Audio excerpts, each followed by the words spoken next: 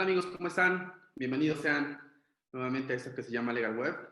Estamos agradecidos con ustedes porque estén con nosotros en esta jornada de seminario web denominado el sistema penal acusatorio adversarial ante los desafíos actuales. El día de hoy tenemos un tema muy relevante y muy importante en México y tenemos el gusto de contar con la presencia y la ponencia de un gran maestro y amigo, el maestro Israel Archundia Muro. ¿Cómo estás, maestro? Buenas tardes. Hola a todos, buenas tardes. Pues bien, vamos a iniciar nuestra sesión. La mecánica, vamos a escuchar a nuestro ponente que haga su presentación. A todos aquellos que tengan dudas, que tengan preguntas que realizar o bien realizar algún pronunciamiento, pedimos con toda confianza, pueden habilitar su micrófono. Si gustan habilitar su cámara, adelante. A nuestro ponente está, pues ahora sí que disponible para sus dudas y darle respuesta a esas preguntas.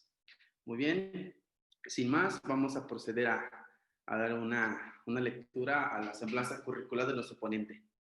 El maestro Israel Archundia Muro se ha desempeñado como abogado proyectista en el despacho jurídico Juárez Vadillo en Guanajuato. Asimismo, en el despacho jurídico Vicente García en Celaya, Guanajuato. El maestro en el servicio público se ha desempeñado como consejero titular en el Instituto Municipal de la Juventud de Celaya. Asimismo, ha tenido el puesto de director jurídico del Instituto Municipal de la Juventud en Celaya. Dentro de su experiencia académica, se encuentra como asesor jurídico de equipos universitarios de litigación a nivel nacional. Ha sido capacitador y es juez evaluador de la Barra Americana, Colegio de Abogados, Abarroli, México. Es capacitador y conferencista a nivel nacional. Es docente de las materias de Derecho Penal y Procesal Penal en la Universidad de Celaya. Dentro de sus logros y reconocimientos, ha tenido, por mencionar algunos, el primer lugar nacional en competencia de litigación oral a Barroli y Tribunal Superior de Justicia de Guanajuato. Ha obtenido el primer lugar internacional en competencia de litigación oral en Mar de la Plata, Argentina. Obtuvo el premio nacional en el examen EGEL. Dentro de su formación académica, el maestro es licenciado en Derecho por la Universidad de Guanajuato. Es maestro en Derecho con especialización en litigación oral por la Universidad de California Western School of Law. Muy bien, el maestro actualmente se desempeña como abogado litigante dentro del despacho jurídico Muro Archundia, consultores fiscales y jurídicos. Muy bien, maestro, sin más, te damos el uso de la voz y la audiencia es tuya. Bienvenido. Hola a todos, ¿cómo están? ¿Qué tal? Bueno, les agradezco mucho su presencia. Yo sé que es viernes y que tal vez habría cosas mejores que hacer, pero qué bueno que están invirtiendo algo de su tiempo muy valioso en una pequeña charla que vamos a tener sobre este tema de testigo protegido y criterio de oportunidad, que son temas, vamos a hablarlos como novedosos, porque realmente, si bien la legislación los lleva contemplando desde que salió el Código Nacional y de las legislaciones que estuvieron positivadas durante un tiempo, pues también se contemplaban, pues es algo que no se ha ocupado de la manera adecuada o no se le ha encontrado el sentido que es lo que realmente debe de funcionar.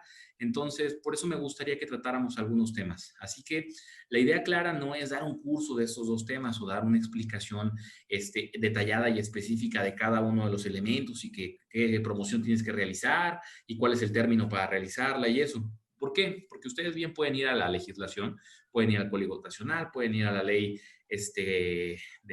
¿cómo se llama?, delincuencia organizada y pueden checar ahí los términos. Realmente no es muy complejo en el ámbito intelectual comprender esos temas, pero habría algunos temas que para mí sería importante, sobre todo en el marco nacional que estamos viviendo ahorita y que por fin estamos empezando a ver la utilización de estos medios de manera muy concreta, en un caso muy particular, pues entonces habría algunas ideas que saltan a la vista, algunos temas pendientes que no están ni en la jurisprudencia ni mucho en la doctrina mexicana, sí ampliamente desarrollados en la doctrina de otras latitudes, pero aquí en la doctrina mexicana nulamente desarrollados, ¿sí? La verdad es que escasamente he encontrado datos tanto científicos de evaluación como nulos artículos al respecto de eso, ¿no? No veo que en un libro vayamos a encontrar un capítulo completo sobre el criterio de oportunidad. De hecho, ni siquiera lo veo contemplado como un principio del sistema acusatorio, que es donde en otras latitudes así se contempla.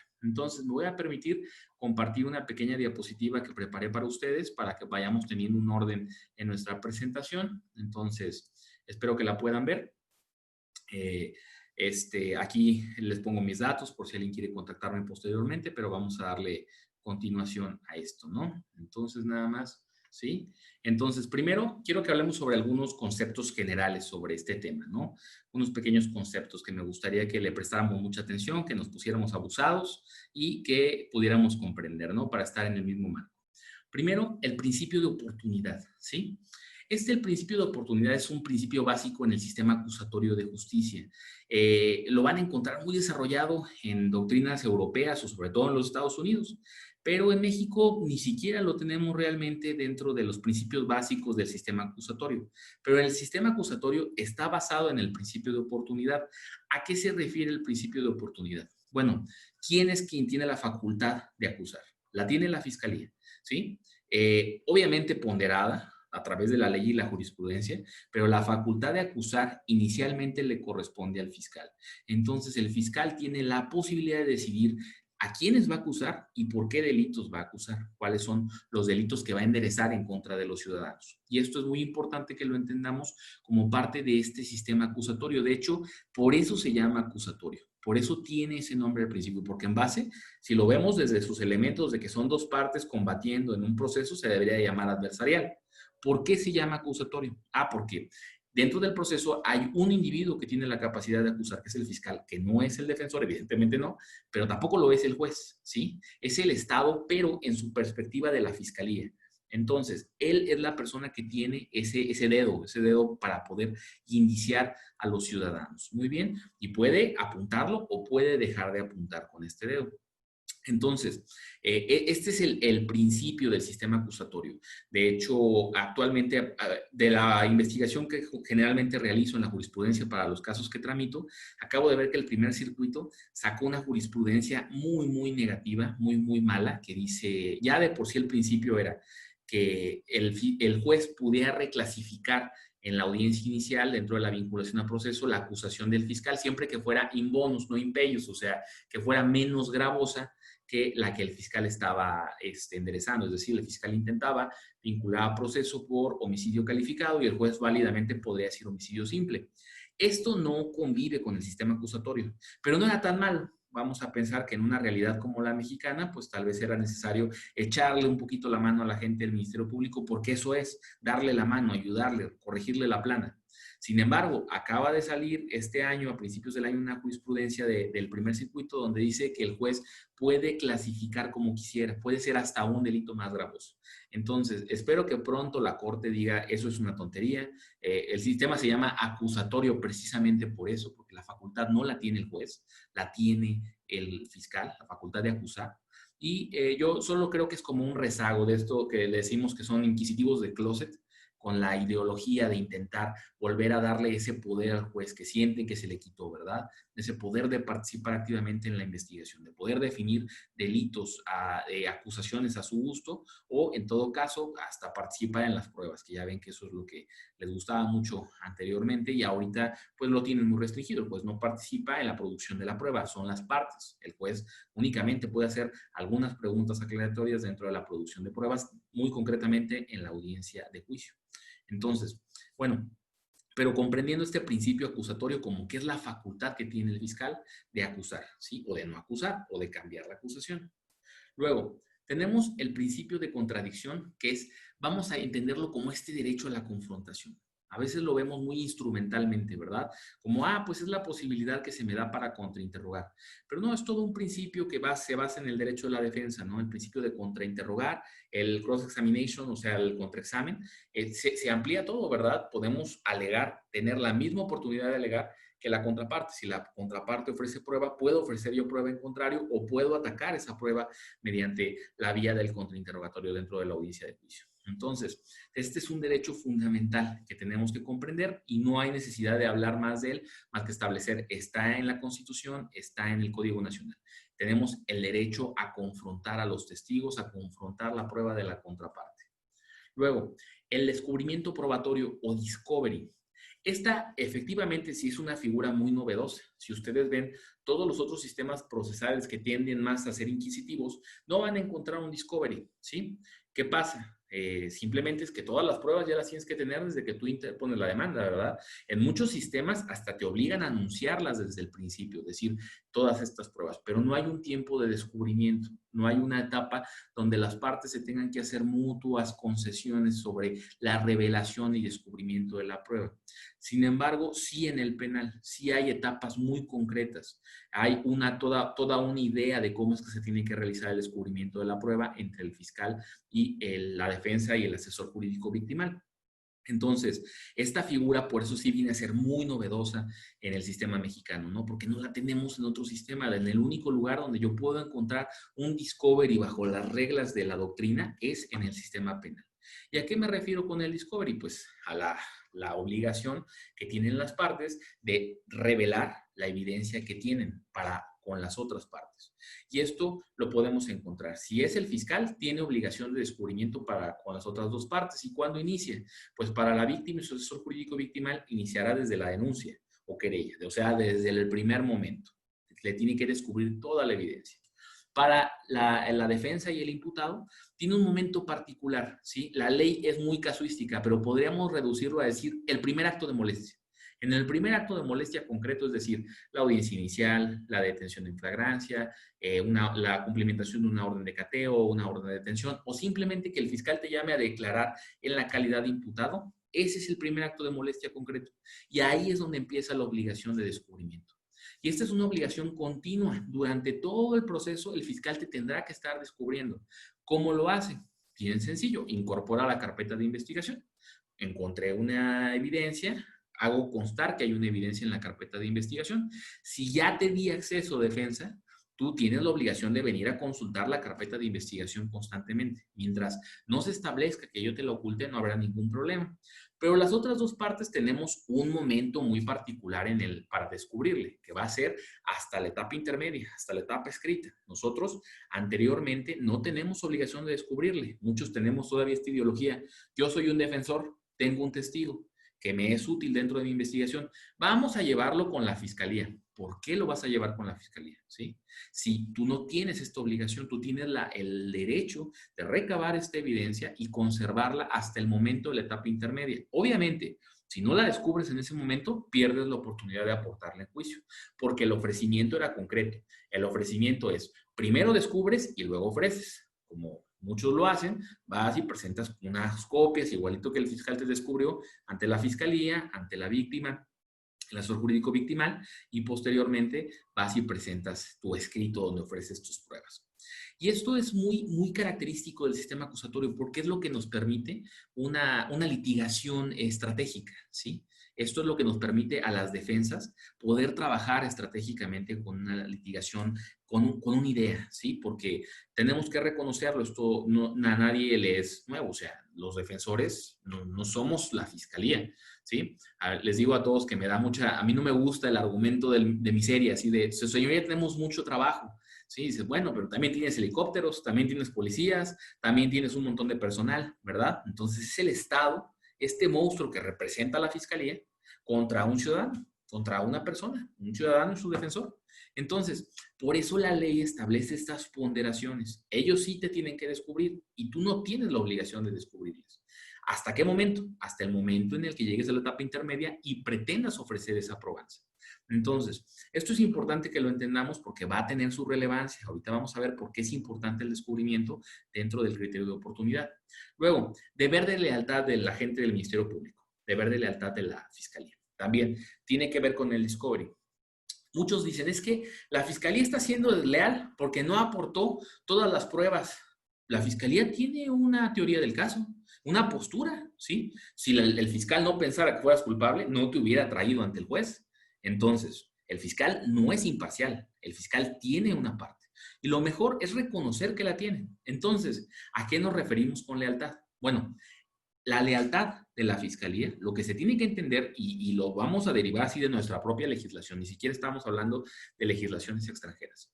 Vamos a entender que su deber de lealtad está en descubrirte toda la evidencia, la de cargo y la de descargo. Si el fiscal encuentra una evidencia que no le era favorable, él no tiene que ofrecerla, pero sí tiene que descubrírtela, tiene que decirte, mira, tengo esta evidencia que no me es favorable. Ahí tú sabrás qué haces con esa evidencia. Yo no la voy a ofrecer, pero tú sí quieres ofrecerla. Entonces, ese es el punto concreto de la obligación de lealtad. Ahí se agota. Para mí, se agota la lealtad cuando el fiscal te muestra la evidencia que va a pretender utilizar durante la audiencia de juicio. No hay otra, digo, no la que pretende utilizar durante la audiencia de juicio, toda la evidencia que encontró, toda la que tiene al respecto de tu caso, ¿sí? No necesariamente tiene que ofrecerla. Luego, tenemos, aparte de la lealtad, tenemos esta idea de los testigos protegidos. Vamos a diferenciarla con los testigos colaboradores. Todos entendemos que es un testigo, ¿verdad? El medio de prueba clásico en el sistema acusatorio. Si una persona que viene a narrarnos algo que tuvo objeto en la investigación, ¿verdad? Es los testigos expertos, los peritos, los policías, todos son seres humanos que vienen a declarar ante el tribunal de juicio oral. Pero hay algunos testigos que tienen una necesidad de protección, que existen algunos riesgos. Ya veremos cómo es que la legislación mexicana contempla estos riesgos y la obligación de asistencia, de ayuda y de protección que puede dárseles a ciertas personas. ¿Por qué? Pues porque el derecho penal no es solo dinero, ¿sí? El derecho penal es peligroso. Aquí, supongo que en Holanda también hay riesgos, ¿verdad? En todos lados el derecho penal son las peores cosas de la vida. Yo una vez escuché que una maestra decía, que le parecía que en el derecho civil se veían las peores facetas de la humana, el derecho familiar, porque los papás se peleaban por los niños.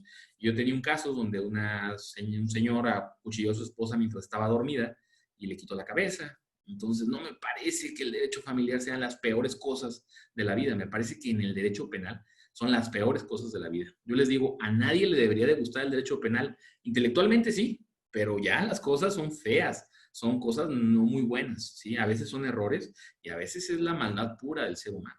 Entonces, en ese sentido, pues como estamos hablando muchas veces de maldad, muchas veces de intereses muy importantes, realmente habrá personas que se encuentren en riesgo y nosotros no podemos sustentar que vamos a hacer justicia poniendo en riesgo a otras personas. Entonces, todos estos testigos, todas estas personas que de alguna manera tengan injerencia o relevancia dentro del proceso penal, que según la legislación pueden ser hasta los propios jueces, pueden ser hasta el propio agente del Ministerio Público, que tengan una relevancia en el proceso, una importancia en el proceso y que se vean en riesgo, pueden cuadrar en este concepto genérico de testigos protegidos.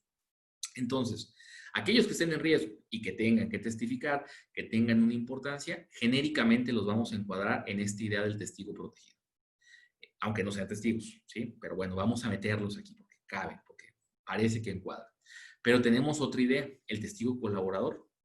Ese no es una persona que no tenga ninguna relación con el asunto o que solo haya presenciado algún hecho. Esta persona participó en el delito o en otro delito diverso, ¿sí? Y para poder obtener un beneficio para sí, para su proceso, pretende colaborar con la investigación de otras personas. Nuestra legislación lo pondera mucho, ¿eh? No te dice, literalmente te dice, no puede venir el jefe a testificar contra todos sus lacayos y pretender que por eso le vamos a dar un criterio de oportunidad. No, no son los lacayos testificando contra los de arriba, contra los del mismo rango o a los de arriba dentro de los esquemas de delincuencia organizada. Entonces, estas personas tienen esa particularidad, que van a obtener un beneficio, que se van a beneficiar del acuerdo que la Fiscalía les va a dar a través de lo que vamos a denominar criterio de oportunidad. Entonces, esta es la idea que quiero que tengan sobre el testigo colaborador para que lo distingan del testigo protegido. Evidentemente puede ser un testigo colaborador que aparte esté en riesgo. Claro, eso va a ser muy lógico. Que aparte necesite de la asistencia del Estado para poder salvaguardar su integridad física, salvaguardar su patrimonio, su familia y en todo caso que llegue y eficazmente pueda dar su testimonio ante un tribunal para que logremos la condena de otras personas que entendemos que tienen más responsabilidad que el propio testigo colaborador. Entonces, vamos a dejar ese punto ahí en este momento, pero creo que lo hemos dejado bastante explicado. Protección a los testigos. Es esta cuestión que les digo, son todos estos riesgos que se presentan dentro del derecho penal y que necesitamos protegerlos, porque si no, nadie razonablemente quisiera colaborar. Si se ven afectados, y esto es una realidad que tenemos, ¿sí? Sabemos que en México más del 90% de los delitos no se denuncian. ¿Y por qué no se denuncian? Porque muchas personas tienen miedo. Por un lado, sabemos muchos de la ineficacia de las agencias del Ministerio Público. No nos vamos a concentrar en eso. Es cierto, no creo que te le acerques a un agente del Ministerio Público y le digas, la agencia es ineficaz y te diga, no es cierto, te va a decir, sí, no tenemos los recursos, no tenemos los medios, a veces no tenemos ni la capacitación. Entonces sabemos que sí, efectivamente, no tenemos las mejores agencias. Pero aparte hay muchas otras personas que no van porque tienen miedo, porque saben que les puede pasar algo, que es a lo que me refiero con riesgos. Entonces, a esta idea va de los testigos protegidos y colaboradores. Ahora, vamos a hablar del criterio de oportunidad, de este dedo, de esta facultad que tiene en el Estado, para que vean la importancia y la trascendencia del nombramiento de un fiscal. De decir, esta persona va a ser quien va a ejercitar ese derecho, esa potestad del Estado, que es la de acusar a las personas, enderezarles algo que tal vez sea el mayor poder que tiene el Estado, ¿sí? El Estado democrático. Porque no estamos hablando de estados totalitarios, digo, su mayor poder pues es agarrar a un tipo y fusilarlo, ¿verdad? No, un estado democrático, su mayor poder es el ponerle un dedo a alguien, decir, tú vas a tener que soportar un proceso penal. Y es grave, es muy grave. En países como México, donde existe la prisión preventiva oficiosa, es gravísimo. Ustedes lo saben, ¿verdad? Si algún cliente llega y te dice, bueno, me están acusando de homicidio doloso, pues a veces la recomendación es intenta no estar en tu casa, intenta no estar localizable, porque sabes que la consecuencia va a ser que se vincule al proceso y inevitablemente va a estar en prisión preventiva. No hay opción, no hay opción. Entonces, sería poco ético que cumplir tu obligación como defensor, diciéndole, sí, vamos a la audiencia para que te entambien 6 meses, 7 meses, un año, en lo que resolvemos si sí lo mataste o no lo mataste, ¿sí? Entonces, en países como México, donde seguimos con estas figuras de la prisión preventiva oficiosa, yo no estoy en contra de la prisión preventiva, menos en México, solo que no me gusta nada gratis, ¿sí? Creo que todo se tiene que conseguir y no me gusta salvaguardar o proteger la ineptitud de ciertos funcionarios públicos regalándoles la prisión preventiva. Muy bien. Tampoco creo que sea la cosa más difícil del mundo justificar el riesgo que puede presentar una persona en todas las perspectivas de la teoría del riesgo dentro del proceso penal. Entonces, bueno, pero regresando al tema, este gran poder que tiene este ciudadano, que es el fiscal, de enderezar una acusación en contra de una persona, puedes destruirle la vida. Entonces, necesitamos ver qué ponderación, o sea, cuáles son los límites de este poder. Entonces, ¿por qué existe el criterio de oportunidad? ¿Por qué existe esta facultad de que el fiscal se abstenga? Que es lo que vamos a entender como criterio de oportunidad. Si el principio de oportunidad es el derecho o la potestad que tiene el fiscal de decidir a quién acusar y por qué delitos, el criterio de oportunidad es esa otra potestad que tendrá para decidir no hacerlo, para decidir abstenerse, a pesar de que haya una denuncia, a pesar de que haya datos de prueba, decir no. En esta ocasión no vamos a ir, ¿sí? Pero ¿por qué existe este criterio de oportunidad? Bueno, no me gusta mucho hablar del sistema anterior. ¿Por qué? No me gusta hablar de lo que no conozco y no lo conozco. En serio, no me interesó en la licenciatura. Sí me lo dieron en las clases, obviamente. Yo no tuve clases de sistema acusatorio, pero salía de clases a leer libros del sistema acusatorio porque yo sabía que eso era lo que venía y no me interesaba mucho lo que iba a dejar de ser para que cuando yo estuviera en la carrera, pues ejerciendo, supiera lo que iba a hacer, no lo que fue en su momento.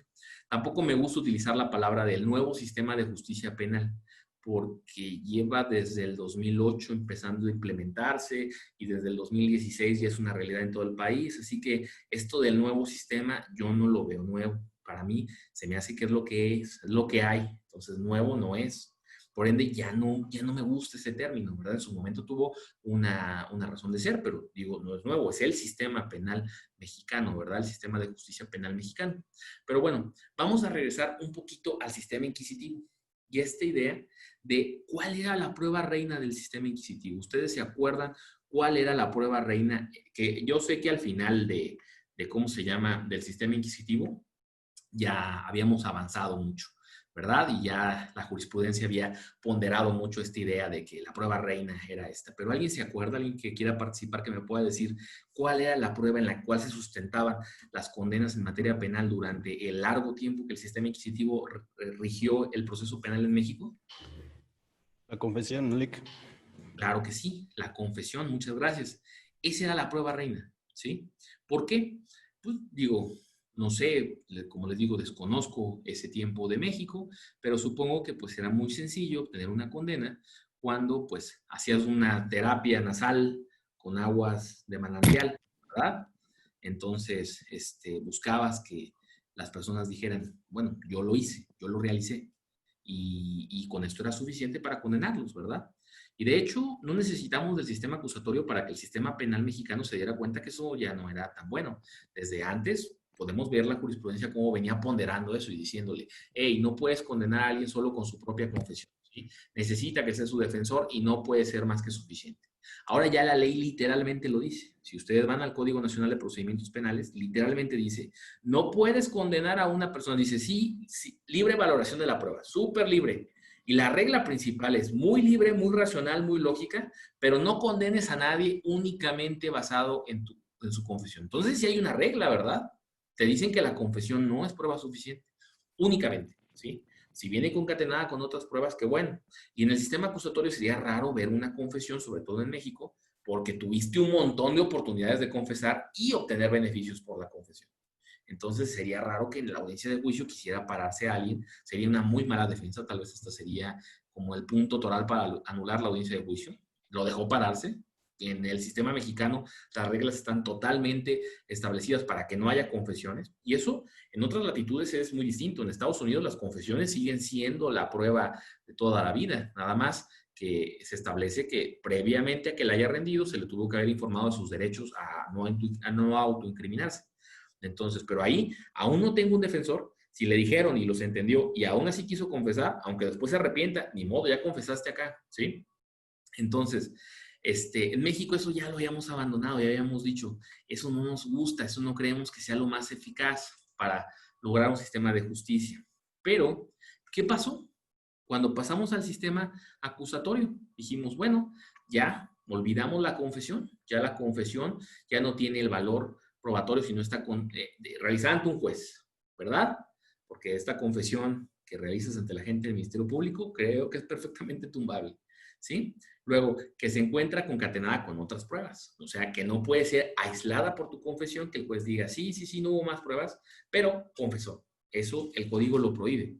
Muy bien, y dice, se realizó con la asistencia de un defensor, una defensa técnica adecuada y científica, ¿verdad? El defensor tiene que estar capacitado en el sistema acusatorio para que esta confesión tenga un valor y no solo una firma ceremonial que se plasme dentro de una entrevista, de una actuación de la investigación. Entonces, por ende, creo que la confesión queda anulada en el sistema acusatorio mexicano, ¿verdad? Queda y no lo juzgo, creo que veníamos de un vicio extremado de la confesión y luego el péndulo llegó al otro lado donde ya no tiene ningún valor y en este momento tal vez sea bueno que lo sigamos manteniendo en ese extremo donde la confesión pues ya no tiene una relevancia.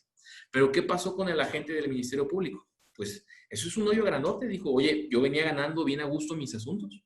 Llegábamos y hacíamos nuestro trabajo y ya el fiscal llegaba los policías llegaban con la investigación adelantada y levantábamos aquí unas pruebas en la averiguación previa y armábamos el caso y luego la condena ya era muy sencilla. Aparte el juez no podía discutir mucho de lo que habíamos hecho durante la etapa de investigación, bueno, la averiguación previa.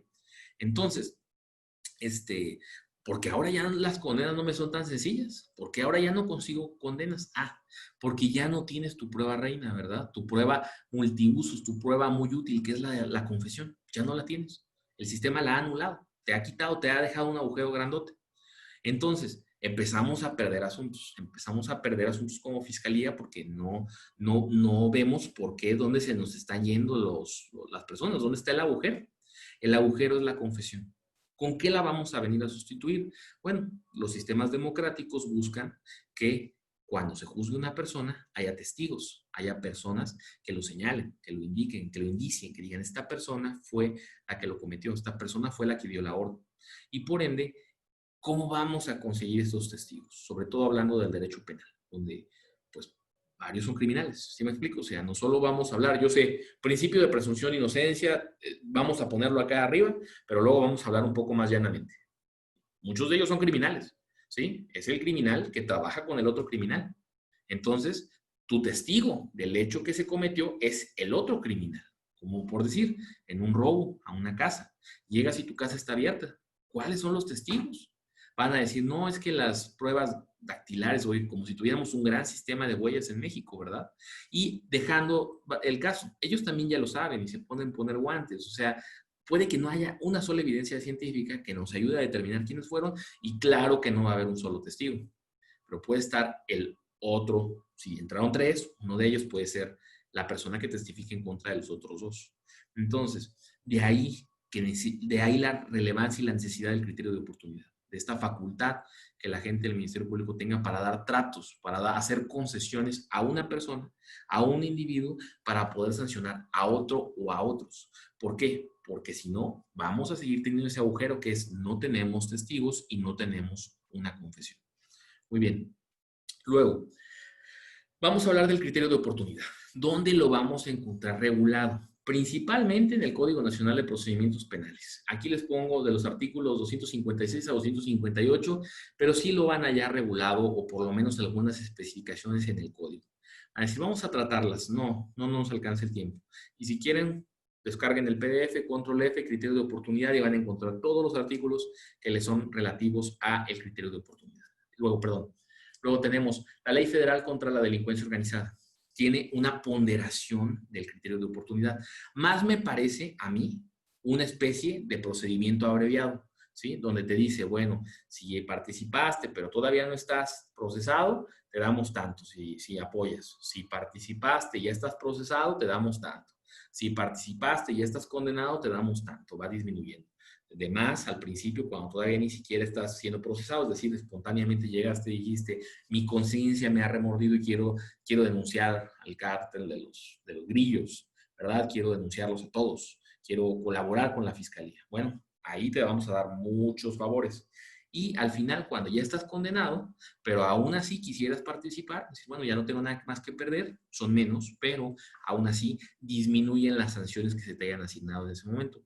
Por eso me parece más que un criterio de oportunidad, me parece más una especie como de procedimiento abreviado, algo muy sui generis entre esas dos figuras. Pero bueno, ahí van a encontrar la frase criterio de oportunidad. Y luego, la Ley Federal para la Protección de Personas que Intervienen en el Proceso Penal. Aquí no vamos a hallar, sí vamos a hallar criterio de oportunidad, pero más bien vamos a hallar cómo es que esto se puede eficientar, cómo se puede patentizar. ¿Sí? Esta idea de los testigos protegidos y los testigos colaboradores, aquellos que nos han prometido declarar en la audiencia de juicio que van a ser los colaboradores, que es a los que tiene alguna relevancia o los que tienen mayor conexión con el criterio de oportunidad. ¿Y qué vamos a hacer? ¿Qué es lo que le vamos a dar para garantizar que venga a apoyarnos, ¿verdad? No solo en el ámbito de la disminución de las sanciones o en todo caso de desistirnos de la acción penal, del sobreseimiento en contra de esta persona. Pero aparte va a haber más cosas que nos van a ayudar a materializar que esta persona pueda apersonarse en una audiencia de juicio y que pueda indicarnos quiénes son las personas que le dieron la orden, que participaron como cómplices, que eran sus superiores en el esquema de delincuencia organizada. Entonces, vamos a ver sobre esto, sobre la procedencia de los criterios de oportunidad. Primero, no nos interesan todos los temas, solo nos vamos a concretar algunos, pero vamos a mencionarlos todos. Dice, delitos sin pena privativa de la libertad. O sea, aparte de las otras muchas salidas alternas, también el criterio de oportunidad sirve contra aquellos delitos que no tienen pena privativa de la libertad. Ejemplo, lesiones levísimas. Nadie va a terminar en la cárcel por lesiones levísimas, ¿verdad? Entonces, el Estado pudiese decir, no me interesa. ¿Sí? Aparte, si no quieren llegar a un acuerdo, si no se quieren poner de acuerdo entre ustedes, a mí no me interesa. Y eso es civil. Las lesiones también son civiles. Váyanse a lo civil. Yo tengo el derecho, la potestad, como el Estado, de decir, eso no me importa. Muy bien. Luego, delitos de contenido patrimonial sin violencia. También, aparte de las otras dos salidas alternas que podemos tener, tenemos el criterio de oportunidad. Puede decir el Estado, no me parece relevante, y si ustedes no quieren llegar a un acuerdo, trátenlo en la materia civil. Luego, pena natural, ¿sí? Dice la ley. cuando de la comisión del delito haya sido el imputado, resulte dañado, lesionado, afectado. Ya saben, lo que conocemos como pena natural. Es el típico ladrón que lo ves en tu casa, se salta la barda y se rompe la espina dorsal, ¿verdad? Y queda en cama para toda la vida. Y dices, lo vamos a meter a la cárcel, lo vamos a procesar penalmente. Creo que Diosito ya lo castigó. Creo que el karma ya hizo su trabajo, ¿verdad?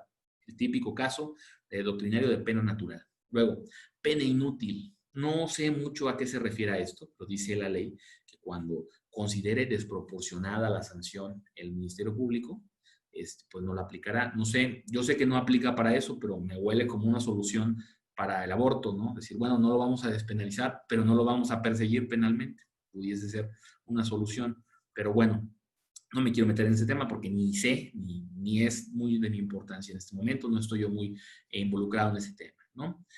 Penas irracionales o desproporcionadas, que es este mismo tema, pena inútil o penas desproporcionadas, y luego, este es el caso que sí nos interesa. Dice, cuando el imputado aporte información esencial y o eficaz para la persecución de los delitos más graves de aquel que a él se le está imputando. Es decir, si tú a ti te imputa robo, pues queremos saber quiénes fueron los que cometieron el homicidio.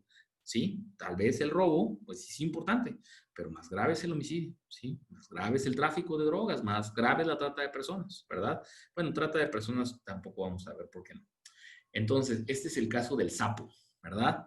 Para que tengamos una técnica de memoria que nos ayude a determinar cuál es el tema que vamos a estar hablando. Pues es el típico sapo, el chivato, el chismoso, el rajón, ¿verdad? Como en nuestros múltiples regionalismos podemos utilizar para definir a la persona que va a ser sujeta de un criterio de oportunidad por colaboración eficaz con la información que le rinda la fiscalía.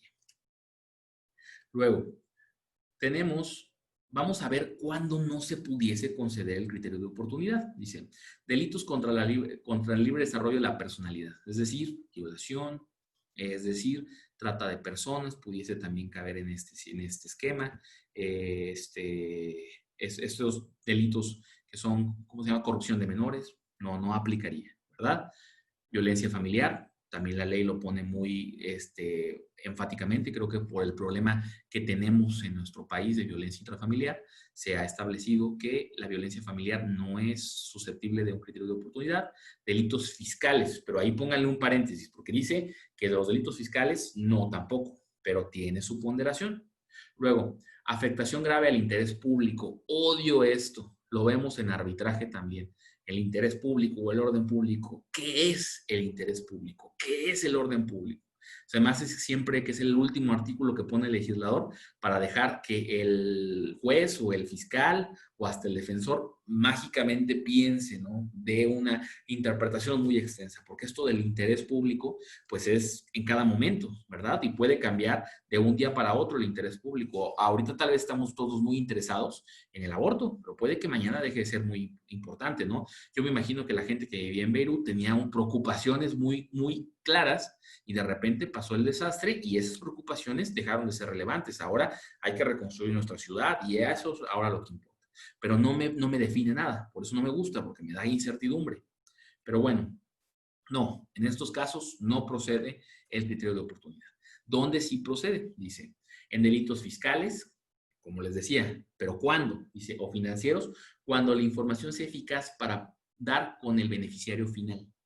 Entonces, no proceden delitos fiscales si tú eres el beneficiario final de ese delito. Pero por decir, si eres el contador que realizó el esquema de lavado de dinero o de esta elusión fiscal para que los recursos parecieran lícitos, lo que generalmente se hace, pues tú, si pudiese ser beneficiario de un criterio de oportunidad, si nos ayudas a dar contra la última persona, la que recibió el verdadero beneficio, la que no pagó el impuesto, la que lavó el dinero. Muy bien, entonces, en ese caso, sí procede para esas personas. Dice, delincuencia organizada, literalmente nos dice que el criterio de oportunidad procede para la delincuencia organizada, muy similar, les digo, se me hace un cuasi procedimiento abreviado, ¿sí? Pero teniendo el elemento de que participas, o sea, no solo es declararte culpable, no.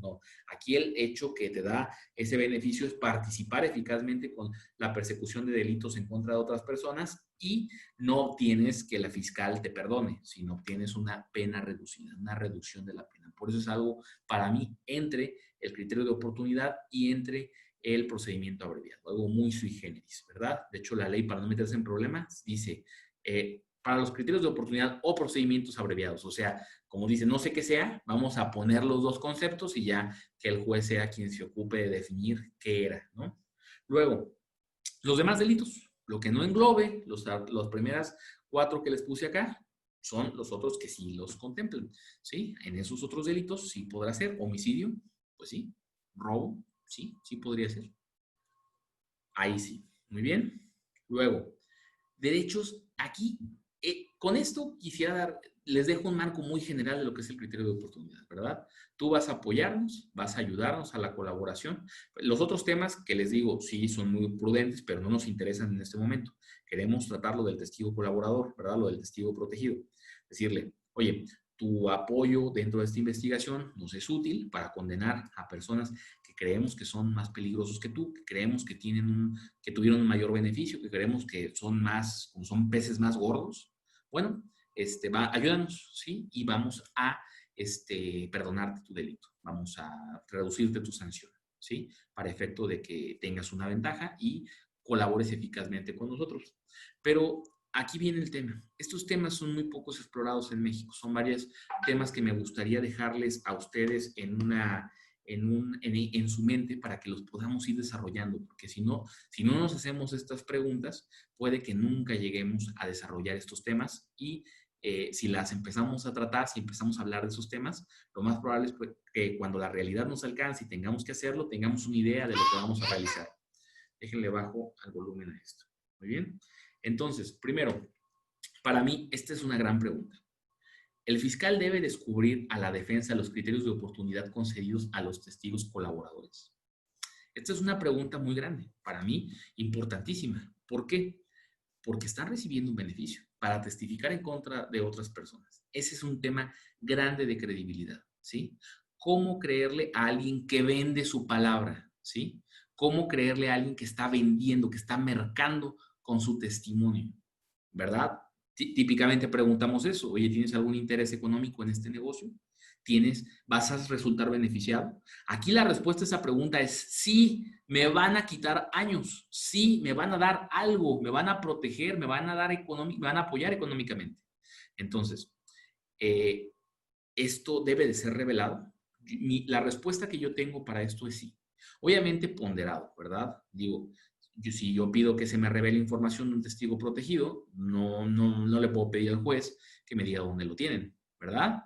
Porque va a decir, bueno, señor defensor, para eso la fiscalía lo protegió, para que ustedes no sepan dónde lo tenemos. Me preocupa que me lo pida y quisiera dar vista a la gente del Ministerio Público de esta solicitud para que vea si encuadra en algún delito particular, ¿verdad? Entonces, yo no lo pediría, pero sí me gustaría saber qué le ofreció, ¿sí? Sí me gustaría saber qué le ha dado hasta este momento. ¿Sí? No en específico en si le dio algo, si le proporcionó una casa, ¿en dónde? Pero díganme que le proporcionó una casa, ¿sí? Díganme que le está rentando un departamento. Eso a lo que quiero explicar es los términos de los criterios de oportunidad, no solo en el ámbito de las ventajas procesales, sino de todo el trato que tiene con la Fiscalía, toda la negociación que ha realizado con la Fiscalía y cómo es que se ha habido beneficiado con este apoyo que la Fiscalía le da, no solo en cuanto al ámbito de su sanción probable, sino en todo lo que se refiere a la idea del testigo protegido o testigo colaborador. Luego, vamos a hablar de unos pequeños casos que me gustaría contemplar del derecho norteamericano. Son estos dos, si por ahí lo tienen y le quieren poner imprint paint, les ayudaría para poderlo localizar.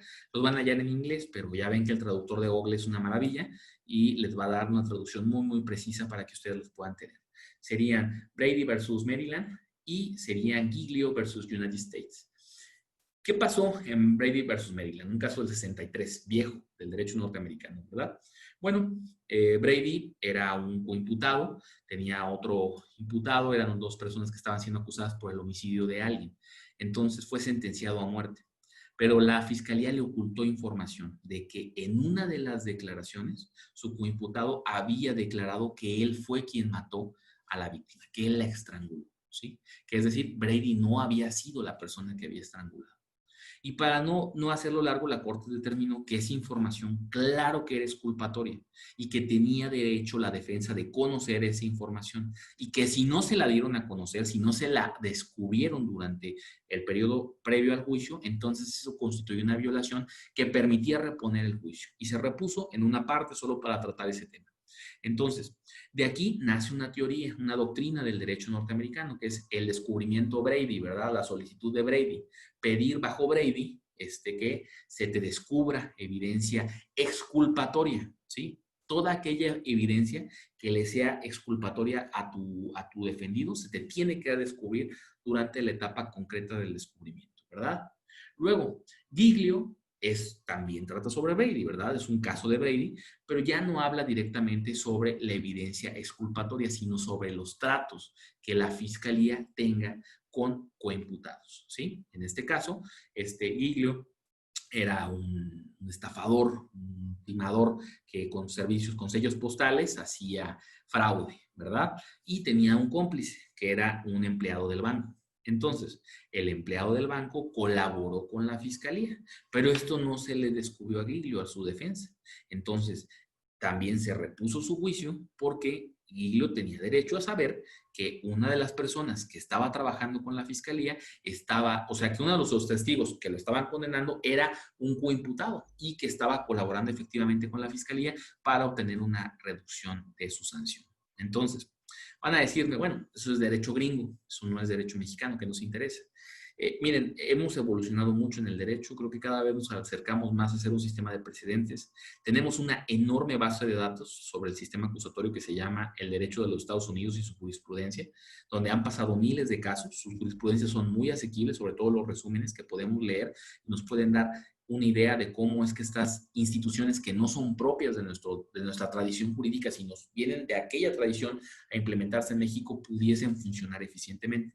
Así que no desdeñen la idea de estudiar el derecho norteamericano en algunos momentos específicos o elementos específicos para poder ustedes completar su formación y poder ejercer mejor el derecho mexicano. Si yo les dijera que llevo 2 años argumentando con jurisprudencias norteamericanas sin decir que son norteamericanas, pudiese darles una idea de que sí es eficiente.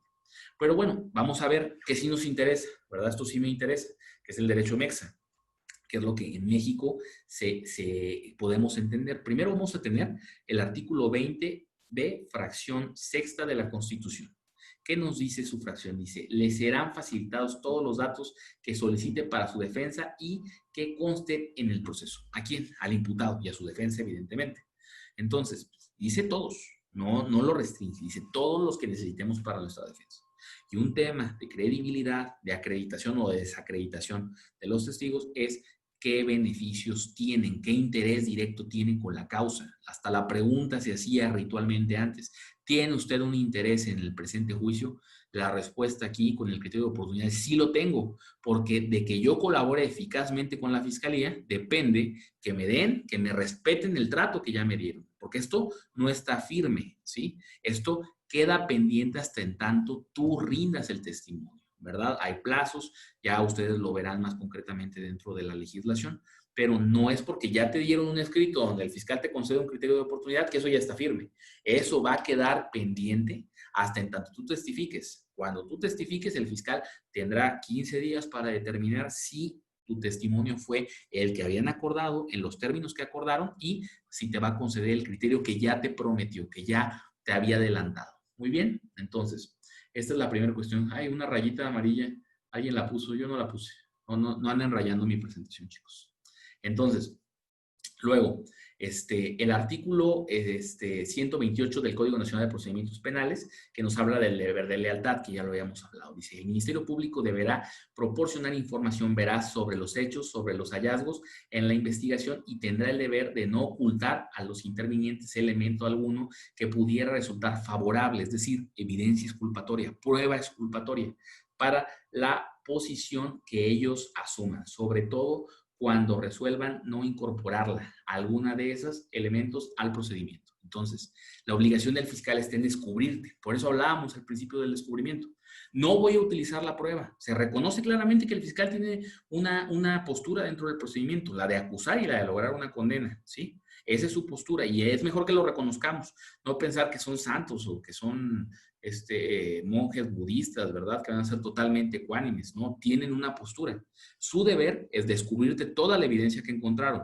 La inculpatoria, evidentemente, porque la están usando, pero también la exculpatoria. Si encontraron algo que te es favorable, te lo tienen que descubrir, ¿verdad? Y luego, impugnación de los testigos, ¿sí? El derecho de contradicción. Sabemos que a un testigo se le puede impugnar con su dicho anterior. Se le podrá impugnar con un trato que haya recibido con la fiscalía, es decir, podremos utilizar para evidenciar contradicción un documento como un criterio de oportunidad. Yo creo que no hay ninguna limitante. Veo que el derecho de libertad probatoria no lo podría permitir. Y es un tema relevante, claro que es relevante, porque es un interés en esta causa. ¿Por qué? ¿Dónde podemos justificar la relevancia? Porque del éxito de este juicio depende el éxito de la obtención de su criterio de oportunidad. Entonces, no digo que el que se conceda un criterio de oportunidad destruya la credibilidad completa del testigo.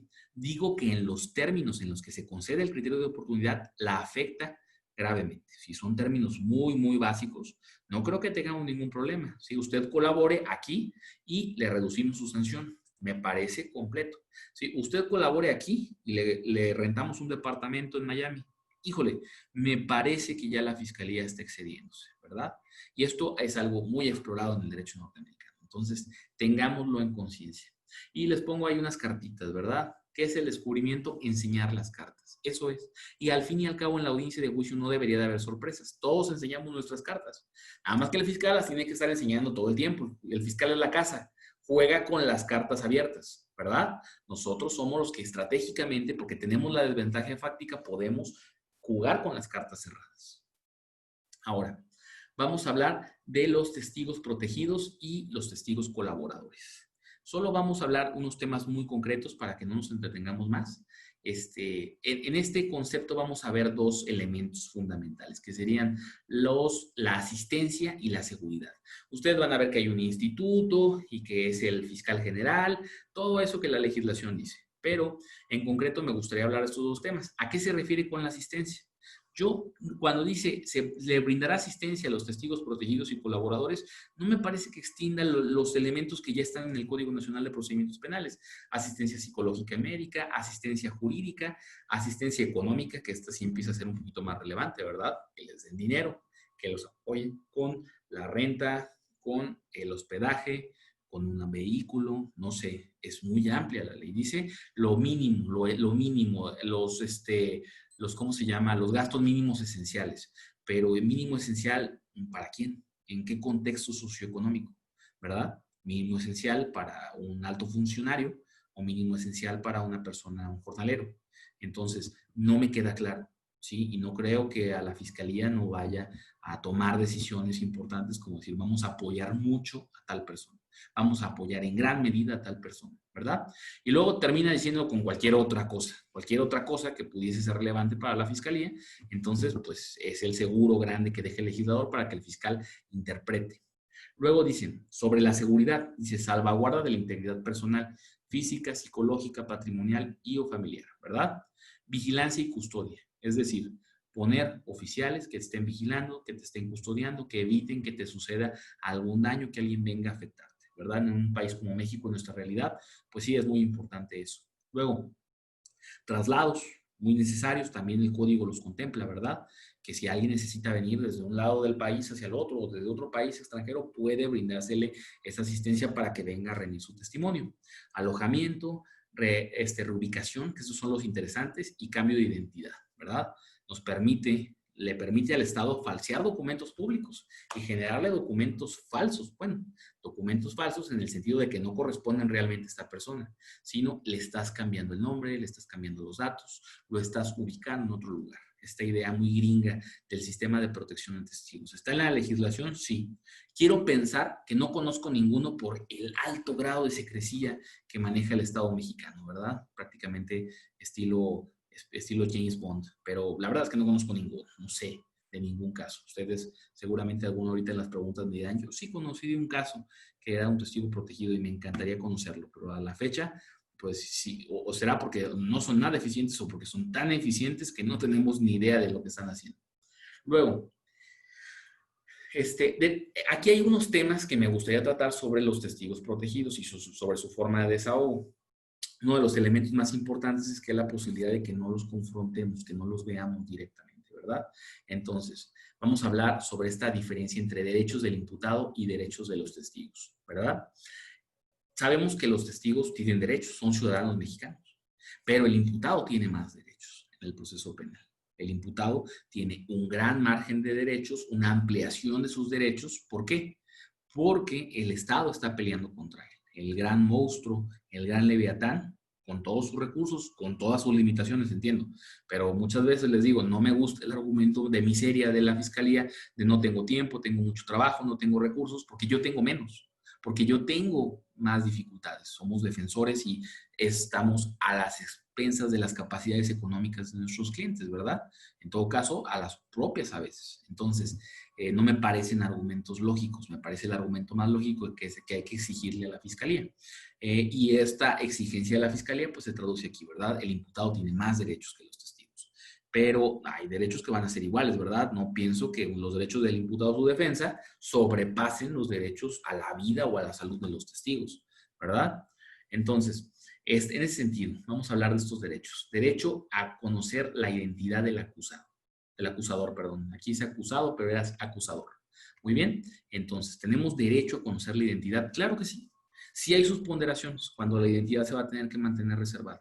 Y es claramente el caso de los testigos protegidos. Identidad reservada de la persona que te esté indiciando.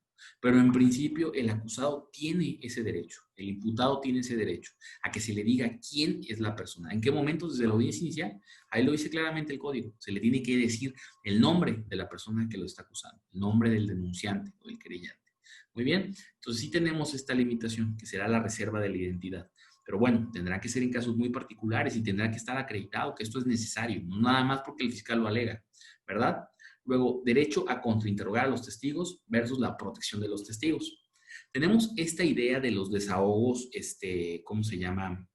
Desahogos en salas diversas, ¿sí? Por si cuando se trata de un menor, creo que la idea es totalmente entendible, ¿sí? El menor tiene derecho a la protección de su interés superior y por ende, si este derecho para mí supera en ciertos puntos el derecho a la defensa. Entonces, me parece que sí es prudente que no se confronte con el imputado. Pero esto tiene el efecto de que el juez no vea al testigo. ¿Por qué? Yo he visto que en el sistema familiar el juez se va con el testigo. Eso me parece hasta razonable. Ahora, vivimos en un ámbito de tecnología tan importante que bien podríamos tener dos cámaras, una para el juez y una con la imagen velada, lo que les guste hacer para proteger la identidad y del testigo, del menor de edad o de la víctima de violación, lo que quieran, ¿verdad? Pero no veo por qué tendríamos que privarle al juez del derecho porque luego cuando se trata del sistema con el norteamericano se habla de los derechos del jurado. Pues también quien va a decidir, yo entiendo que deberíamos verlo desde la perspectiva de que tiene derecho a conocer, porque él es el que está decidiendo. Entonces, hay que ver este tema desde de ponderarlo, ¿verdad? Luego, el descubrimiento probatorio versus la reserva de información, ¿sí? Yo creo que cuando buscan reservar información, se podría pensar en reservar datos en particular. Por decir, si me reservan una entrevista, reserva el nombre, reserva el lugar, hasta si quieres reserva la fecha. Pero no me puede reservar el contenido de la entrevista. Y dices, ¿cómo lo reservo? Pues con un plumón negro, ¿verdad? Luego una vez me mandaron un documento así como que tenía información reservada durante un tiempo que trabajé para un municipio y lo tacharon en el PDF. Entonces nada más era cuestión de copiar el texto en un Word y ya sabías lo que decía. Dije, ay, cositas muy inocentes, ¿verdad? Pero bueno, luego tenemos el principio de oralidad versus la incorporación por lectura. Tampoco veo que las otras legislaciones extiendan mucho el principio de la incorporación por lectura. Solo veo que la Constitución literalmente lo contempla para la delincuencia organizada. Dice, si en el caso de delincuencia organizada no se pudiesen reproducir los datos, porque lo mismo que dice el código, ya sea porque el imputado provocó que no acudiera el testigo a juicio o porque se murió, porque la gente se muere. Yo siempre dije, ¿cuándo va a pasar eso? Y el año pasado se murió un testigo, ¿sí? Así, se fue al norte y se murió. Entonces, sí pasa y es necesario, entonces que se tenga que incorporar por lectura. Ahora, tenemos que también valorarlo. Eso no es un testimonio. O sea, si pudiéramos verlo, es más una documental que un testimonio. Es más un dato de prueba que un testimonio rendido ante el juez. Entonces, también serán temas de valoración importantes. Entonces, estos son pequeñas preguntas, pequeños cuestionamientos. ¿Cómo yo propongo o cuál sería mi propuesta para ustedes? Que cuando se enfrenten a estos casos, que van a ser muy seguidos sobre esta idea de los testigos protegidos, los aborden. Yo lo abordaría desde el principio de ponderación, desde las reglas de ponderación de Robert Alexis. Establecería a sabiendas, primero ver, el asunto se trata de es más, vamos a hacer un pequeño ejercicio. Les voy a poner, aquí dejar de compartir. Si alguien quiere participar, me ayudaría mucho, ¿no? Nada más prendiendo su cámara. Vamos a poner un caso. Es un testigo en un caso de homicidio y dice el testigo, tengo miedo de ver al imputado, me da mucho miedo de ver al acusado porque me genera mucho terror. Es una persona muy, muy salvaje y no quiero que me vea la cara. Me preocupa mucho, pero solo dice eso, que tiene miedo. ¿Sí? Entonces el fiscal dice, mi testigo tiene miedo, tiene temor, quiero brindarle una protección y no quiero que esté en esta sala de audiencias. ¿Sí? ¿Ustedes qué contestarían como defensor? ¿Qué le dirían al juez? Y solo dijo, mi testigo tiene miedo. Él ha dicho que esto es un homicidio, que el homicidio fue muy grave, que hubo mucha violencia en ese homicidio, que tiene miedo de que le vean la cara. No quiere que le vean la cara, ¿sí? Quiere hacerlo en otra instancia, que se le oculte la voz y se le oculte el rostro. ¿Ustedes qué harían? ¿Quién tiene interés de participar? Referente a lo que menciona, considero que podría darse la situación de que no vea directamente al imputado. Como usted lo mencionaba, en ocasiones hay personas que pues intimidan solamente con el hecho de tener de frente, o más bien se intimidan también teniendo a la persona de frente, y también por seguridad. ¿Por qué? Porque si es un testigo protegido, pues es obvio que no quiero que él sepa que yo estoy declarando en su contra.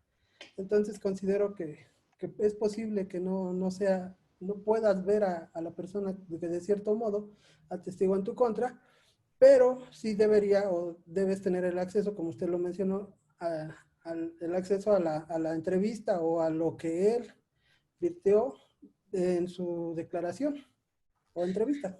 Es cierto, obviamente, vamos a pensar que se te descubrió completamente su entrevista y lo conoces, pero estamos en la audiencia de juicio. Entonces, creo, Eduardo, y me gusta lo que tú dices, tienes razón, me dices posible, pero hay que ver las circunstancias, pensamos, porque vamos a decir, vamos a utilizar el principio de ponderación. ¿Es superior el derecho que tiene el imputado a defenderse al derecho de la seguridad del testigo? Pues no, están igual, en el mismo rango constitucional, ¿verdad? Entonces, sí hay necesidad de ponderar, si no, pues meramente kelseniano, ¿verdad? Derecho superior versus derecho inferior, pues gana el superior. Pero no, aquí tenemos un caso típico de en el mismo rango. Entonces, vamos a nosotros a ponderar. Vamos a pensar, ¿quién es el testigo? ¿Es un testigo? ¿Es el principal acusador? Si es el principal testigo de la fiscalía, pues yo no veo mucha opción para que el fiscal pueda decir que lo tienes que proteger, ¿verdad? Ahora, es diferente manifestar tengo miedo a decir pasó esto, en mi casa apareció esta manta, ¿verdad? Recibí estas llamadas. O tomar otras opciones, ¿verdad? ¿Es esencial que el imputado esté presente en el desahogo? Pues no lo es. La ley contempla la posibilidad de que el imputado voluntariamente diga, yo me voy a otro lugar para que se desahoguen. Y en todo caso, si se va a hacer el desahogo de manera apartada, velándole la cara, ya sea con la tecnología que utilicemos, ¿por qué privar al juez de la oportunidad de que lo vea? ¿Verdad? La fiscalía puede tomar las medidas y los medios necesarios para que el juez siga percibiendo toda la expresión paralingüística del testigo. Entonces, me parece un tema relevante, un tema de discusión amplio, ¿verdad? Porque tiene que ver con el derecho a confrontar a los acusadores, con el derecho de contradicción y sobre todo con los elementos que va a tener el juez para valorar dentro de la audiencia de juicio. Entonces, creo que no es un tema menor. ¿Tú cómo lo ves, Eduardo? ¿Te parece un tema menor o te parece un tema trascendente? No, como usted lo menciona, sí es algo muy trascendente. Máxime que, como lo acaba de mencionar, sí el juez debe, bueno, considero que sí también debe tener ese contacto, a lo mejor no cara a cara, pero sí, como dice usted, escuchar de su propia, de viva voz, lo que tiene que decir. Claro. Luego, Eduardo, para mí, dime. Perdón, que los interrumpa. Ahí quería comentar. Ah, claro, dime.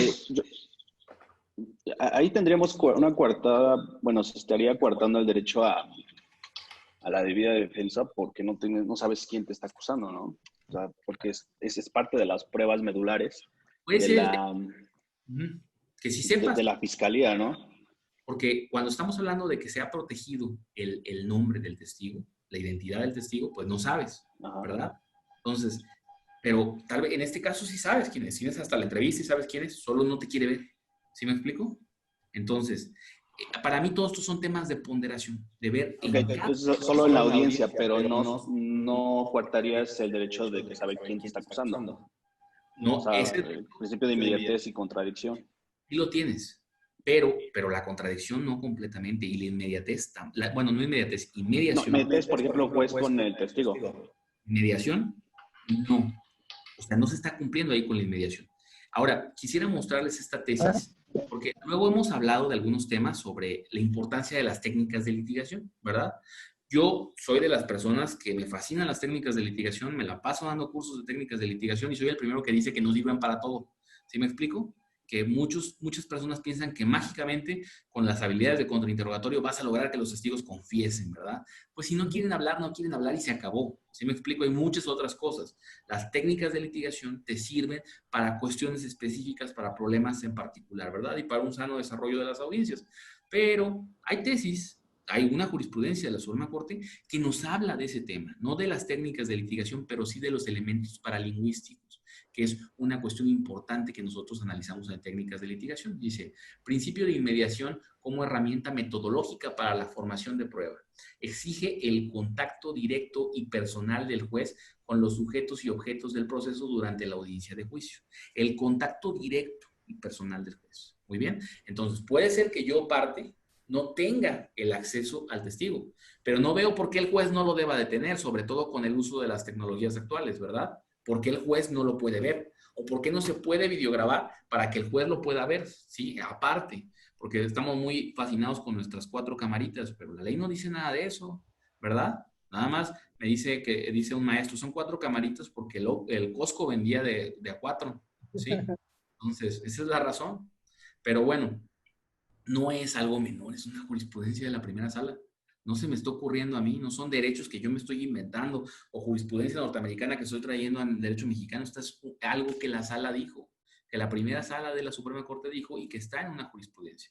Y aquí, claramente, para no meterme realmente en todo el análisis, dice, para el final dice, y recepción de mejor manera el mensaje que se quiere entregar con manejo del tono, volumen o cadencia de la voz, pausas, titubeos, disposición del cuerpo, dirección de la mirada, muecas, sonrojos o lo que la doctrina denomina componentes paralingüísticos. Entonces, ya hay jurisprudencia. Qué bueno que ya haya jurisprudencia. Alguien ya tuvo este problema. ¿Sí me explico? No es una cosa mía, no es una cosa de nosotros. Alguien ya tuvo este problema con el testigo protegido. Porque ese es el caso donde se pudo haber dado. ¿Verdad? Entonces, ese tema se me hace muy relevante. Todos los temas están a discutir. Realmente no hay tema que no se discuta. Me gusta mucho el sistema penal acusatorio porque nadie es un experto en el sistema penal acusatorio. Veo que dice nadie. Experto en el sistema penal acusatorio. Esto lleva 11 años. ¿Experto en qué? ¿Verdad?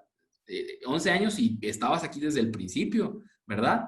Pero todos nosotros, muchos dicen yo soy del Distrito Federal, llevo en esto desde el 2016, yo llevo desde el 2014, ¿sí? O sea, ¿dónde hay un experto? Más bien todos estamos en un ámbito de igualdad donde podemos discutir estos temas y donde podemos nutrirnos. Sí, hay mucha incertidumbre, que no me gusta la incertidumbre porque no le puedo vender a mis clientes certeza porque no se las puedo dar. No sé, la jurisprudencia no dice nada, la ley no te resuelve mucho, pero intelectualmente es muy desafiante y muy interesante. A mí me encantan estos temas.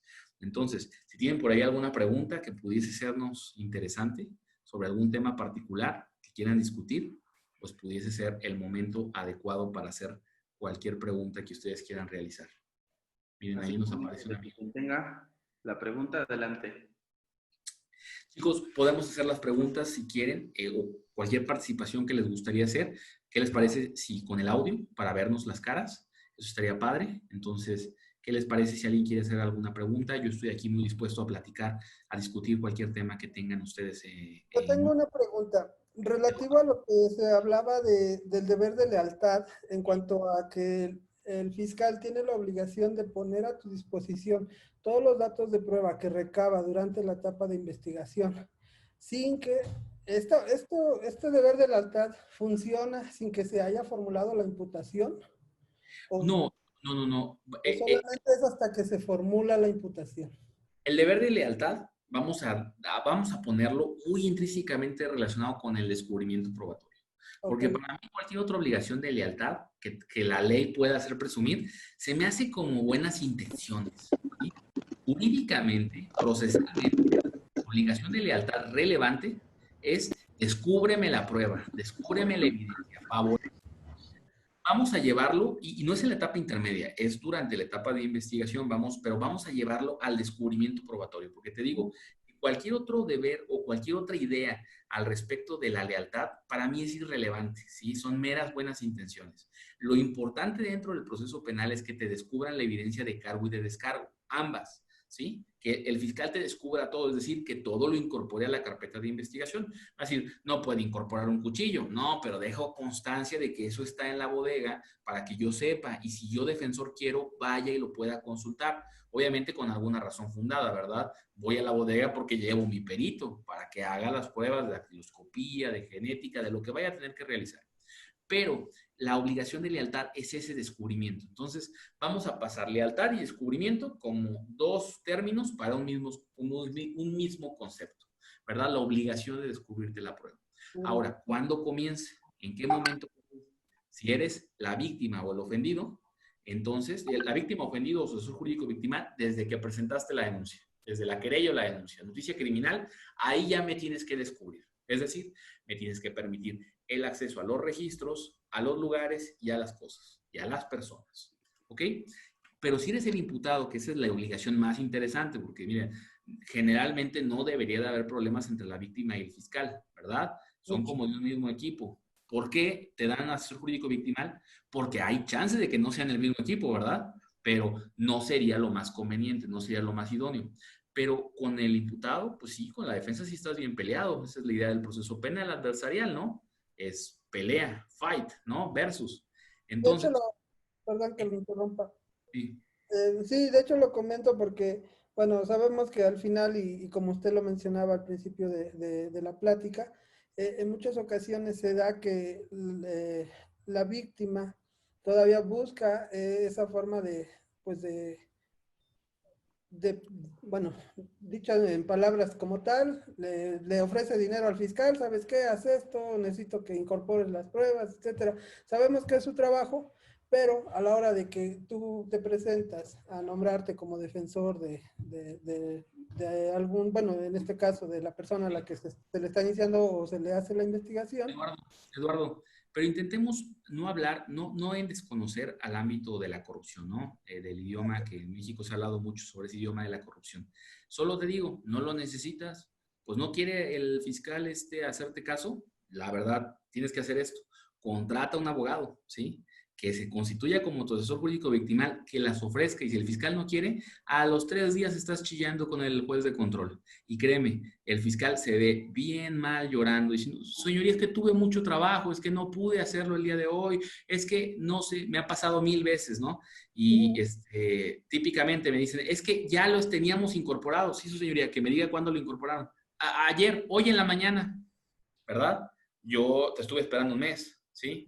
Y buena onda, entonces no lo necesitas, la corrupción no la necesitas. Yo hasta la fecha les digo, yo no soy una persona corrupta, por lo menos No, yo procesal. me refiero al contrario, o sea, a que le hayan dado el dinero al fiscal para que te dé esas largas es que, Lick, la carpeta no la tengo ahorita, Lick, véngase al ratito y ya, Lick, me faltan unas pruebas.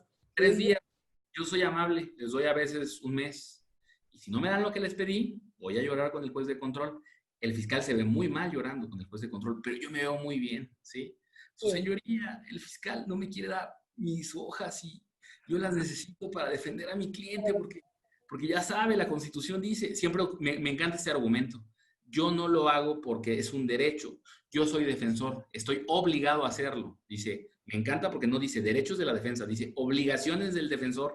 Entonces, me encanta porque siempre el resultado de la resolución del juez es el defensor lo hace ni siquiera porque quiera, sino porque está cumpliendo con un deber que tiene. De no haberlo hecho en el término en el que lo hizo, podría incurrir hasta en una sanción.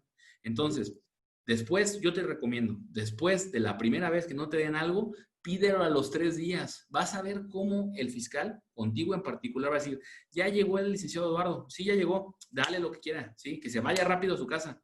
¿Sí me explico? Ahora, con el problema del descubrimiento, sí se pone más complicado, Eduardo, porque hay evidencia que no sabes. Hay evidencia que tú intuyes que existe. ¿Sí me explico? Porque tu cliente te lo ha dicho, porque de las otras evidencias se deriva. ¿Sí me explico? Típico con la evidencia material. Se habla de que recopilaron un arma, pero no la ves. ¿Sí? Nadie en la carpeta hace ver que aseguraron un arma, pero se habla del arma y se dice del arma. Entonces, ahí es el problema. ¿Cómo descubres el arma? ¿Cómo logras que te la descubra? La primera estrategia es solicítala. Solicítasela a la gente del Ministerio Público. Dile, yo ya sé que existe, dámela. Si no te la da, ve con el juez de control y justifícale por qué tú piensas que hay un arma y debe de existir, que te la entreguen, ¿verdad? Créeme, con poquito rascar, hallas la evidencia. Nada más necesitas valor, intuición y conocimiento jurídico. Ok, gracias por el apunte. No te preocupes. Ok, ¿alguien más? Antonio tenía una pregunta, el señor Antonio Segura. Señor Antonio, ¿usted puede desbloquear su micrófono? Ya, perdón hace rato, pero no podía desbloquearlo. No sé qué estaba aquí con la pantalla, pero bueno, ya estoy aquí. Buenas tardes. Dígame. Mi duda es la siguiente, es una pregunta respecto a la ponderación. Y quiero regresar al ejemplo en donde se leyó esa tesis que establece pues la necesidad de ejercer ese principio de inmediación donde el juez pues necesita ver a la persona, ¿no? En el momento de que se desarrolla su interrogatorio, por decirlo de alguna manera. Por un lado tenemos esa situación que le faculta al juez, el principio de inmediación. Sí. Pero por otro lado tenemos, según el artículo 20 en su apartado C, que son los derechos de la víctima, en su fracción quinta, que establece, entre otras cosas, el resguardo de su identidad y otros datos personales. Cuando versa, incluso, menciona varios momentos, pero también cuando trata de delincuencia organizada. Pero al final de ese mismo párrafo dice, y cuando a juicio del juzgador sea necesario para su protección, salvaguardando en todos los casos los derechos de la defensa. Entonces, por un lado es el derecho a la defensa, a no querer tener presente, en este caso, al imputado, y por otro lado, bueno, él dice, no quiero estar presente, pero por otro lado, el juez necesita tenerlo presente para poder determinar. Entonces, ¿cuál va a ser esa ponderación que va a hacer el juez? Me gusta que lo presente o no. El principio de ponderación me gusta mucho porque es casuístico. Tenemos que establecer siempre elementos del caso, o sea, vamos a establecer, saber la identidad de la víctima, ¿te es esencial para ejercer el derecho a la defensa? Pues mira, si eres un asalto que realizaste en un autobús, pues ¿de qué te sirve? ¿Sí me explico? O sea, no tiene ningún significado. Precisamente la idea de que asaltabas en el autobús era porque no los conocías, porque no te conocían. Pero imagínate, eres un maestro y uno de tus alumnos te acusa de algo y no te quieren decir quién fue, ¿sí? Entonces, ¿cómo te vas a defender si no sabes quién? Porque a todos les hiciste algo, a todos los reprobaste, a todos los regañaste, a algunos los pasaste, a algunos les diste mejores calificaciones, no sabes. ¿Sí me explico? ¿Quién te está acusando? Entonces, sería esencial que te dijeran ese dato. Ahora, ver al acusador, ¿es esencial para que te defiendas? Depende, ¿sí? Depende, como les decía, en el caso de que sea un testigo, el testigo principal de la fiscalía, puede ser que sea necesaria esta contradicción, esta confrontación. Y digo, no quiero verlo porque tengo miedo y se trata de fraude, ¿verdad? ¿Miedo de qué? ¿Sí? Pero, por ejemplo, ¿delincuencia organizada? ¿Mande? Claro. ¿Delincuencia organizada? Llegamos al caso donde sabemos que estamos hablando de la maña malvada, de la mafia de la maña malvada, y ya se han echado a 30. Y el juez, sin más, va a decir, ya hay una sentencia que lo reconoce con la calidad de grupo delictivo, ¿verdad? De delincuencia organizada, y pues sabemos de su reputación. Sí me parece un poquito, es que esto de las máximas de la experiencia, ¿sí? Esto de las máximas de la experiencia son más, no son nada más que prejuicios mediológicos, ¿sí? Pero Sí. bueno, están en la ley, ¿verdad? Si no quisiera, no hubiera dicho libre valoración de la prueba, libre y lógica. Porque me dicen, ¿dónde saca eso de las máximas de la experiencia? Ah, porque en Google le pones valoración libre y lógica y te dice máximas de la experiencia, conocimientos científicos, reglas de la lógica. Bueno, reglas de la lógica y sana crítica. Esas son las reglas del sistema de libre valoración. Son los pilares, los 3 pilares de ese sistema. Entonces, en ese sentido, ahí, en estas circunstancias, sí. Imagínense, esa circunstancia y aparte una mantita que diga a quien ande de sapo contra los de la maña maldita, así le va a ir a su familia y a él, y a un gato ahí muerto o una persona muerta. Entonces, creo que evidencia al respecto de eso no es difícil recabar. ¿Por qué? Mandas un policía, le saca una foto con su celular, le imprimes, hace un informe, la pones y lo llevas, ¿verdad? Y lo puedes tratar previo a la audiencia de juicio en la etapa intermedia o lo puedes tratar en la misma audiencia de juicio, ¿sí? Antes inicia un incidente para que se desahogue la prueba en este sentido. No se me había descubierto, bueno, no es esencial que se te descubra, se te descubrió el testigo, se te descubrió el testimonio, pero este tema de desahogo es de juicio, no es de intermedia, ¿verdad? Sí. Entonces, ahí lo tratarían. Pero por eso me gusta la ponderación, porque no da respuestas universales, ¿sí? Odio las respuestas universales porque nunca te sirven de nada. Te da respuestas específicas para Juan versus Pedro, para la Fiscalía del Estado de Chihuahua contra el señor Duarte. Te da respuestas específicas. Es una forma de encontrar respuestas en casos. Lo único que tienes que lograr es establecer que los 2 derechos son iguales. Si los 2 derechos son iguales, procedes a la ponderación. Si uno es superior al otro, Kelsen, ¿verdad? Pirámide. Prevalece el de mayor. Y ejemplo clásico, interés superior del menor. Gánale a eso. Tiene que ser menor versus menor para que le ganes a eso, ¿verdad? Exacto. Sí. Muchas Pero gracias. no, usted, muy buena pregunta, me parece muy interesante ese tema.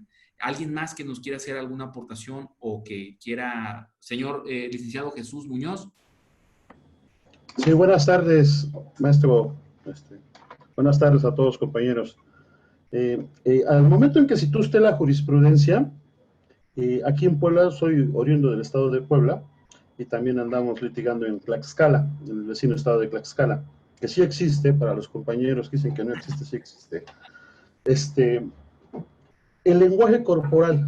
Usted ahí en la tesis, en la jurisprudencia, no tesis, en la jurisprudencia, está narrando que el juez debe de estar presente para ver el lenguaje corporal. Quiero entender que ya sea el tribunal de enjuiciamiento o el juez de enjuiciamiento, también se va a basar en eso del lenguaje corporal para poder emitir una resolución. He visto que varios colegas es lo que están peleando, el lenguaje corporal del testigo. Entonces, se me hace muy buen tema y no sé el criterio que tenga usted, porque al ponderar, yo sí le haría ver al juez, oye, tú tienes que estar presente, tú tienes que ver su mímica, su lenguaje corporal, su actuar, su comportamiento. Creo que la tesis dice se sonroja Sí. porque va a ser básico para que tú puedas resolver si hay duda, si ya te sembré la duda, no te sembré la duda. O sea, es el tema que yo quería ponderar con usted, que yo sí le exigiría al juez en el que estés presente con el testigo, porque tienes que ver su lenguaje corporal básicamente. Para mí, el tema tiene usted razón. O sea, para mí no lo decimos nosotros, no es cuestión de Archie o del licenciado Jesús, es cuestión de la Corte. La Corte dice que eso es importante. Ahora, tampoco creo que sea esencial, ¿sí me explico? O sea, no en cada caso. Habrá el caso en particular donde eso sea determinante, ¿verdad? Donde sea muy evidente la falsedad del testigo. Ya me imagino, o sea, solo imaginémonos en este caso, yo solo quiero ver al señor Lozoya titubeando, sudando, ¿sí? Confundiéndose de los nombres de gente con la que trabajó 6 años. Entonces, ahí pudiese ser muy relevante ese tema. Ahora, es que estaba nervioso el testigo, los testigos están nerviosos, yo lo sé, el juez lo sabe, todo el mundo lo sabe. Si yo, que voy a audiencia seguido, usted que va a audiencia seguido, me pongo nervioso, ¿Sí me explico? De repente, ¿quién se encuentra presente? Yo, licenciado Archundia, ya, tranquilo, tranquilo, Israel Archundia Muro, con número de cédula profesional, bla, bla, bla, bla, bla, ¿verdad? O con datos de registro del Poder Judicial. ¿Por qué? Porque la audiencia, la sala de audiencias impone, está para eso, ¿sí? Hay unas que imponen más, ¿verdad? Hay unas que dices, wow, y te estremecen. Hay otras donde, pues, no imponen tanto, ¿verdad? Como las del mercantil. A mí no me imponen tanto, pero están más a gusto porque tengo que gritar menos. Entonces, dependiendo de la situación. Solo lo único que yo quiero, lo que creo que quiere hacer la Corte, y la verdad es que no me he dado el tiempo para leer la ejecutoria, generalmente leo las ejecutorias, pero lo que quiere hacer la Corte es decirles, señores jueces, utilicen esa oportunidad que tienen, ¿verdad? Una vez vi por ahí el maestro Carrasco maneja un video donde está en la audiencia inicial una persona todo golpeado, sí, pero así golpeado. Ya sabes, hay de golpes a golpes. Por si yo llego con un ojo morado a esa audiencia, pues yo bien me pude haber hecho eso, pero yo no me pude haber intentado sacar el ojo, ¿sí?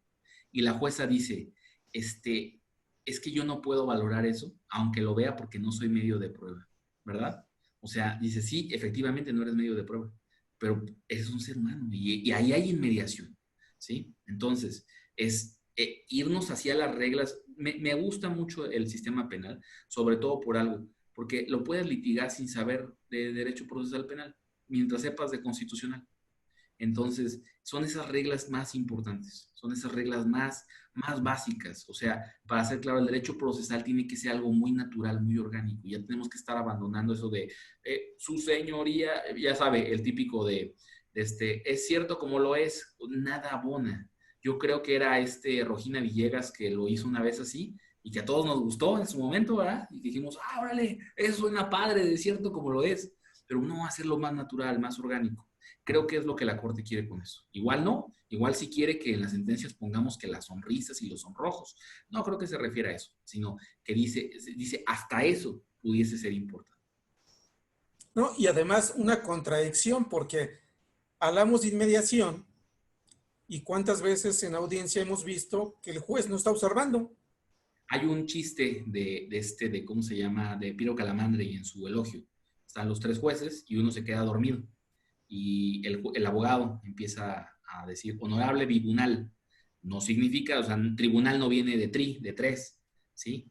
Pero fue gracioso, se rieron los otros dos abogados, los otros dos jueces, y despertaron al tercero que se acababa de quedar dormido. Entonces, chiste local, chiste de libro, ¿verdad? A mí también me dio risa. Dije, me reí y luego dije, qué ñoño soy. Pero ni modo, pues así somos los abogados, unos ñoños de primera. ¿Ok? ¿Alguna otra duda que tengan? Muchas gracias, licenciado Muñoz. ¿Algún otro comentario? Veo aquí la cámara de Carolina, de Luis. ¿Alguien más que tenga alguna pregunta o algún comentario? ¿O quieren que demos...? El licenciado Manuel, ¿está usted aquí? Su micrófono se encuentra en la parte de abajo. Muy bien, licenciado. Sí, maestro, sí, estamos presentes, sí, maestro, escuchando. Dígame, licenciado. No, nada más con respecto a la situación que manifestaban sobre el testigo. Hay muchas hipótesis ahí, porque, bueno, ahí el Ministerio Público debió haber previsto antes de que se presentara el testigo o que manifestara que tenía miedo, de haber previsto esa situación incluso desde las medidas cautelares, ¿no? Bueno, desde alguna cuestión de ese tipo, sí, me parece, sí, y eso también sería relevante. Dice, tengo miedo de que venga a agredirme y está en prisión preventiva. ¿Sí me explico? O sea, es esta idea de ponderar, ¿sí? Claro, digo, entiendo que te dé miedo, pero está encerrado, ¿sí? Y luego lo tengo en prisión preventiva, pero allá en Chichimequillas, ¿verdad? O sea, lejos de tu centro de población. Tú eres de un lado y él es del otro, y lo tengo en prisión preventiva. Entonces, esas cuestiones son relevantes en este sistema del testigo protegido, de la idea de proteger la integridad física, que no tenemos ningún problema, pero como le pusieron ahí psicológica de los testigos, pues entonces sí es mucho problema. Y miren, en otras latitudes, concretamente en los Estados Unidos, eso no importa, ¿sí? Son muy específicos los momentos en los que un testigo puede declarar de esa manera, pero casi sí restricto el derecho a confrontar a tu acusado.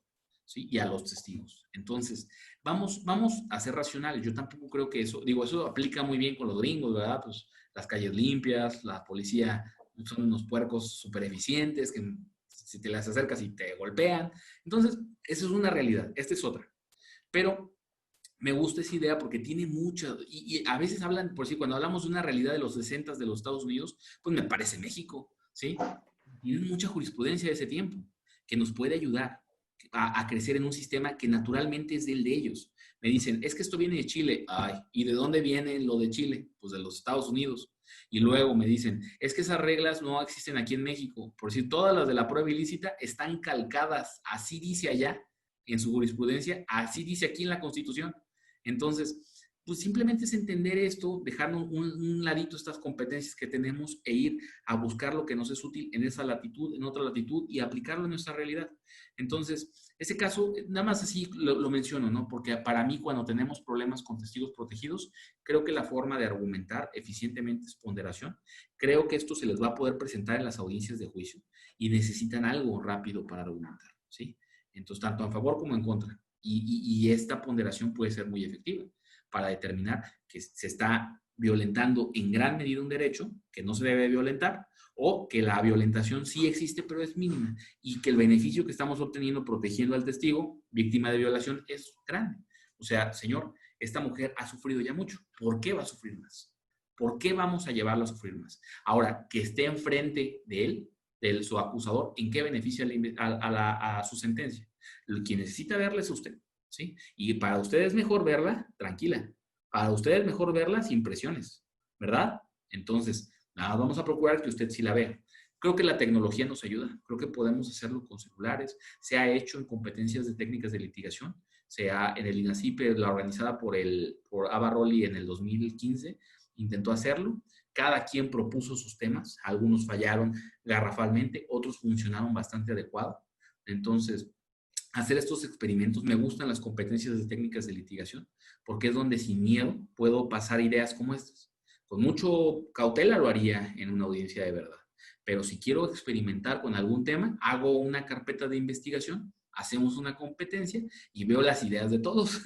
Ya que tengo una buena idea al respecto de qué funcionaría y qué no, la llevamos a la vida real. El laboratorio es excelente y es la primera vez que tenemos verdaderos laboratorios. Hay que replicarlos en el mercantil, hay que replicarlos en el laboral, hay que replicarlos en el civil, ¿sí? Entonces, bueno, creo que se nos agota el tiempo. Me dio mucho gusto estar con todos ustedes. Cualquier duda que tengan o cualquier pregunta, comentario que tengan, les voy a volver a compartir mi presentación. Así me encuentran en Facebook como Israel Archi Archundia y mi correo electrónico es de los viejitos, como Dios manda, archundia-israel@hotmail.com. Quien guste platicar más sobre este tema, quien guste tener alguna charla, puede contactarnos por ahí o directamente con los chicos de Legal Web. También les pido un aplauso virtual a los chicos de Legal Web por este foro que están haciendo.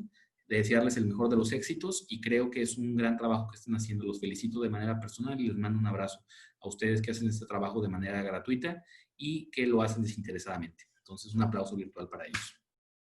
Maestro, muchísimas gracias.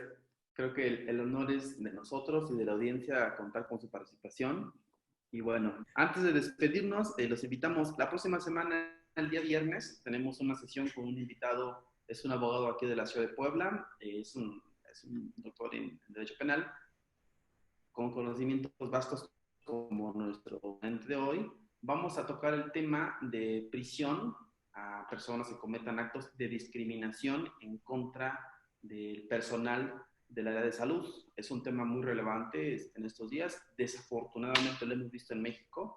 Nuestros héroes se ven afectados, tanto físico como moralmente, y bueno, lo estaremos platicando la próxima semana. Extiendo la invitación y pues estamos a sus órdenes. Muchas gracias y cuídense mucho. Gracias a ti. Hasta luego, buenas noches a todos. Hasta luego.